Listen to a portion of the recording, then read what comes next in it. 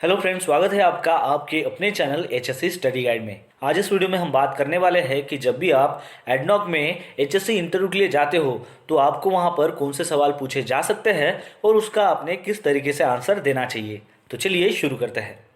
तो दोस्तों, video start करने से पहले मैं आपको बता दूं कि आज से ठीक 2 साल पहले जब मेरा एचएससी इंटरव्यू एडनॉक में हुआ था तब मुझे कौन से सवाल वहां पर पूछे गए थे, वो भी जो सवाल है वो मैंने इसमें ऐड किए हैं। और साथ ही में मेरे साथ जो भी कलीग वहां पर थे उनको जो क्वेश्चंस पूछे गए थे वो भी क्वेश्चनरीज इसमें ऐड किए गए हैं। तो ऐसे टोटल यहाँ पर 50 क्वेश्चंस जो है उसके क्वेश्चंस और आंसर सीरीज यहाँ पर मैंने बनाई है। और ये जो 50 क्वेश्चंस है ये लाजिम वहाँ पर पूछे ही जाते हैं, क्योंकि ये मेरा पर्सनल एक्सपीरियंस है। जब मैंने एडनॉक में इंटरव्यू दिया था और मेरे साथ में जो भी कलीग्स उन्होंने इंटरव्यू दिया था उनको भी ये सवाल पूछे गए थे।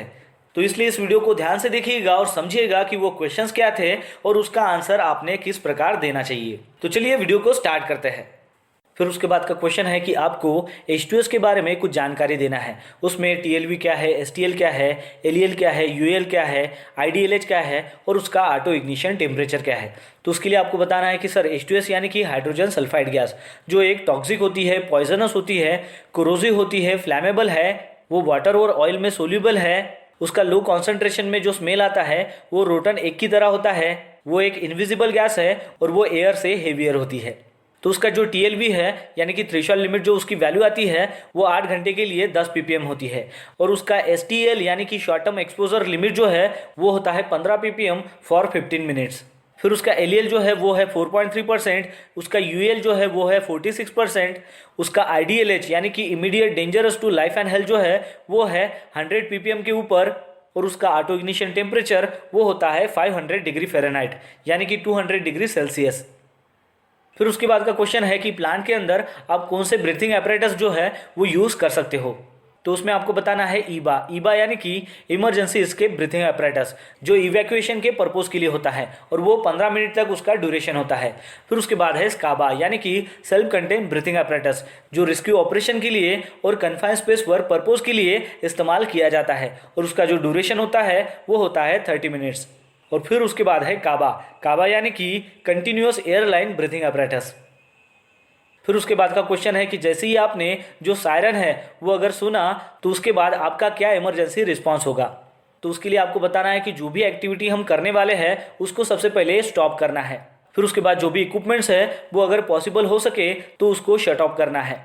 फिर उसके बाद जो विंड डायरेक्शन है उसको वॉच करना है और वो असेंबली पॉइंट की तरफ प्रोसीड करना है, वो भी क्रॉस विंड डायरेक्शन में।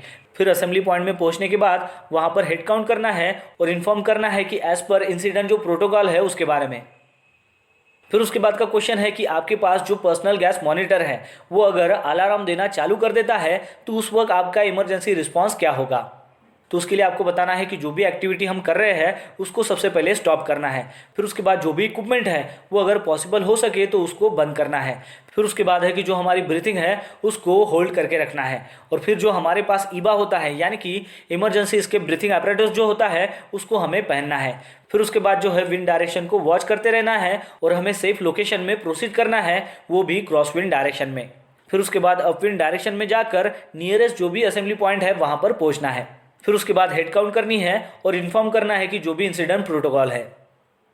फिर उसके बाद का क्वेश्चन है कि H2S को साइट में आइडेंटिफाई करने के लिए कौन से डिवाइसेस यूज किए जाते हैं। तो उसके लिए बताना है कि fix detectors, personal monitors, multi gas detectors, wireless detectors etcetera. फिर उसके बाद का क्वेश्चन है कि TRA के क्या स्टेप्स होते हैं और ये TRA जो है वो कौन प्रिपेयर करता है। तो उसमें आपको बताना है कि सर सबसे पहले सीरियल नंबर आता है, फिर है जॉब स्टेप्स, फिर है कॉज, फिर उसके बाद consequences, potential risk, existing barriers या फिर controls, recommended controls, action by, residual risk, आलाप, कंप्लीशन डेट। तो इस प्रकार जो है ये TRA के स्टेप्स होते हैं और TRA जो है वो TRA टीम के द्वारा प्रिपेयर किया जाता है। फिर उसके बाद का क्वेश्चन है कि TRA में कितने टाइप की जो रिस्क है वो आइडेंटिफाई की जाती है। तो उसके लिए आपको बताना है कि सर उसमें पोटेंशियल रिस्क और रेसिजुअल रिस्क होती है। फिर उसके बाद का क्वेश्चन है कि जो भी एक्टिविटी है उसको आप आलाप में कंट्रोल नहीं कर सकते हैं तो उसके लिए आप क्या कंट्रोल मेजर जो है वो लेंगे। तो उसके लिए आपको बताना है कि हायर अथॉरिटी से हम क्लोज सुपरविजन जो है वो प्रोवाइड कराएंगे। फिर उसके बाद है कि उस एक्टिविटी के ऊपर हम ज़्यादा ध्यान देंगे as compare to normal precautions and control measures. फिर उसके बाद का क्वेश्चन है कि रेसिजुअल रिस्क यानी कि क्या होता है। तो उसके लिए आपको बताना है कि जो भी कंट्रोल मेजर्स इंप्लीमेंट करने के बाद में जो रिस्क बचती है, यानी कि जो एग्जिस्टिंग रिस्क है, उसे रेसिडुअल रिस्क कहते हैं। फायर के क्लासिफिकेशन क्या है? There are 6 classes of fire. उसमें आता है class A, class B, class C, class D, class E और क्लास एफ। तो चलिए जानते हैं इसे संक्षिप्त में। अब ये जो 6 क्लासेस ऑफ फायर है, ये डिपेंड करता है कि टाइप्स ऑफ फ्यूल कौन सा यूज़ हो रहा है, इसके ऊपर इसकी कैटेगराइज की गई है। तो चलिए जानते हैं कि क्लास ए फायर में क्या आता है। तो क्लास ए फायर में आता है कंबस्टेबल मटेरियल, यानी कि जलने वाली चीज़, जिसे हम सॉलिड फायर भी कह सकते हैं। एग्जाम्पल के तौर पर जैसे कि वुड हो गया, पेपर हो गया, रबर हो गया, इसको अगर आग लगती है तो वो क्लास ए फायर है। चलिए अब देखते हैं कि क्लास बी फायर में क्या आता है। तो क्लास बी फायर में आता है फ्लैमेबल लिक्विड, यानी कि ऐसा लिक्विड जो ज्वलनशील हो। जैसे एग्जाम्पल है पेट्रोल, डीजल, पेंट, इसको अगर मान लो आग लगती है तो वो क्लास बी फायर में आती है। तो चलिए अब देखते हैं कि क्लास सी फायर क्या है। तो क्लास सी फायर में आता है फ्लैमेबल गैसेस, यानी कि जलने वाली गैसेस, यानी कि जो भी गैसेस जो जलती है वो क्लास सी फायर में आती है। जैसे हम एग्जांपल लेते हैं, हाइड्रोजन गैस जलती है, ब्यूटेन गैस जलती है, मीथेन गैस जलती है, इसको अगर मान लो आग लगती है तो वो क्लास सी फायर में आती है। चलिए अब जानते हैं कि क्लास डी फायर में क्या आता है। क्लास डी फायर में आता है कंबस्टेबल मेटल्स। अब जो भी मेटल है जिसको आग लग सकती है वो कैटेगरीज क्लास डी में आती है। जैसे कि आपको पता है कुछ केमिकल्स है जिसको आग लग सकती है, जैसे कि मैग्नीशियम, उस मेटल को अगर मान लो आग लगती है, एल्यूमिनियम को आग लगती है, पोटेशियम को आग लगती है, इसको अगर मान लो आग लगती है तो वो क्लास डी फायर में आती है। अब देखते हैं कि क्लास ई फायर क्या है। तो क्लास ई फायर में आता है इलेक्ट्रिकल फायर्स, यानी कि जो भी इलेक्ट्रिकल इक्विपमेंट है और उसमें अगर मान लो कि जो पावर है वो चालू कंडीशन में है, उस दौरान अगर आग लगती है तो वो क्लास ई फायर कैटेगरी में आती है। एग्जाम्पल लेते हैं इलेक्ट्रिकल इक्विपमेंट का, जैसे कि कंप्यूटर्स हो गया, जनरेटर्स हो गया, ये जो है ये इलेक्ट्रिकल पावर सप्लाई से चलते हैं। अगर मान लो वो पावर सप्लाई में कुछ करंट लीकेज हो जाता है जिसके द्वारा फायर क्रिएट होती है तो वो इस कैटेगरी में आता है। आपको ये ध्यान में रखना है कि इलेक्ट्रिकल पावर कंडीशंस में अगर मान लो इलेक्ट्रिकल एटम हम रिमूव ही कर दे तो उसका जो फायर क्लास है वो चेंज हो जाएगा। यानी कि जो कंप्यूटर है उसको हमने पावर सप्लाई दिया लेकिन वो पावर सप्लाई कट ऑफ कर दिया, बाद में उसे अगर मान लो आग लगती है तो उसका जो फायर का जो क्लास है वो चेंज हो जाएगा। तो ये आपको अच्छे से ध्यान में रखना है। फिर देखते हैं कि क्लास एफ फायर क्या है। तो क्लास एफ फायर में आता है कुकिंग ऑयल्स। एग्जाम्पल के तौर पर हम लेते हैं कि किचन फायर। जब भी आपके किचन को अगर मान लो आग लगती है तो वो क्लास एफ फायर कैटेगरी में आती है। फिर उसके बाद का क्वेश्चन है कि हाइड्रो टेस्टिंग के क्या प्रिकॉशंस है। तो उसके लिए आपको बताना है कि जितने भी फिटिंग्स है, जॉइंट्स है, फ्लैंजेस है, ब्लाइंड्स है और होजेस है वो जो है वो रेटेड होने चाहिए। फिर उसके बाद है कि जितने भी गेजेस है वो सभी के सभी कैलिब्रेटेड और सर्टिफाइड होना चाहिए। प्रेशर सेफ्टी वॉल को इंस्टॉल करना है टेस्ट लाइन में ताकि टेस्ट प्रेशर को प्रिवेंट कर सके ज़्यादा होने से। वीप अरेस्टर जो है वो सभी जॉइंट्स को प्रोवाइड करना है। जितने भी गेजेस है वो इक्विपमेंट से एक सेफ डिस्टेंस में जो है वो इंस्टॉल करना है और साथ में वो जो गेजेस है वो ऑपरेटर को विजिबल होने चाहिए। तो ये जो बातें हैं ये आपको बतानी है।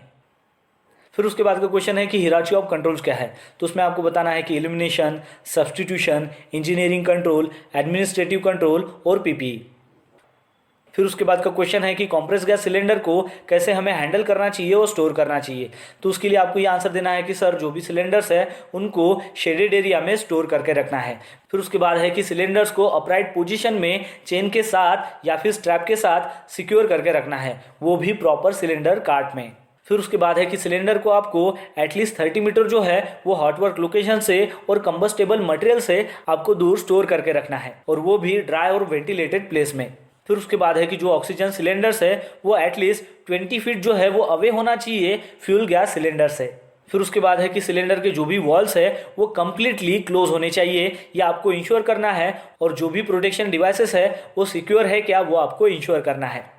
फिर उसके बाद का जो क्वेश्चन है वो आपको पूछा जा सकता है सैंड ब्लास्टिंग के बारे में, यानी कि एब्रेसिव ब्लास्टिंग के बारे में। तो उसके लिए आपको यह आंसर देना है एब्रेसिव ब्लास्टिंग में कॉम्प्रेसर और वाटर का इस्तेमाल किया जाता है।